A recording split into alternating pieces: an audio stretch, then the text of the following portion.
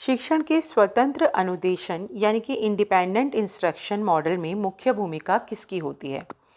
अब इस सवाल को थोड़ा सा समझते हैं हम। ये कह रहे हैं इंडिपेंडेंट इंस्ट्रक्शन शिक्षण का ये एक प्रकार है, ये एक मॉडल है। मॉडल मीन्स टू से कि वो ये कहना चाह रहे हैं शिक्षण का ये भी एक तरीका है, इंडिपेंडेंट इंस्ट्रक्शन। तो इसमें मुख्य भूमिका किसकी है?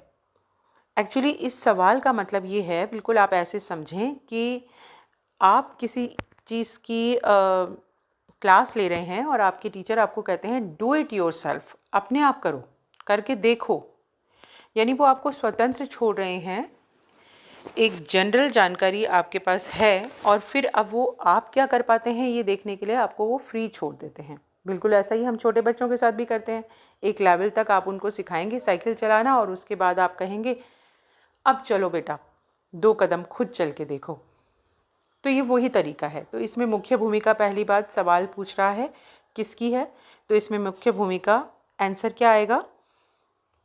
शिक्षार्थी यानी स्टूडेंट की होती है। ऑप्शन आपके पास 4 थे। पहला है टीचर, दूसरा उसके पेरेंट्स, तीसरा शिक्षार्थी स्टूडेंट खुद और चौथा पाठ्यक्रम यानी कि जिसको वो स्टडी कर रहा है वो स्टडी का जो भी सिलेबस है, मटेरियल है। और सही उत्तर है शिक्षार्थी यानी कि स्टूडेंट।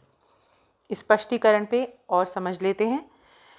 स्पष्टीकरण कह रहा है जो स्वतंत्र अनुदेशन है यानी कि इंडिपेंडेंट इंस्ट्रक्शन है, उस मॉडल में एक्चुअली जो शिक्षार्थी है यानी जो स्टूडेंट है वो क्या कर रहा है, उसकी सीखने की जो स्पीड है वो बढ़ती है, उसकी जो टेक्निक है वो विकसित होती है, वो खुद से सीखता है, स्वयं सीखता है, अपने आप ही सीखता है कि कैसे इसको मैं कैसे क्या करूं।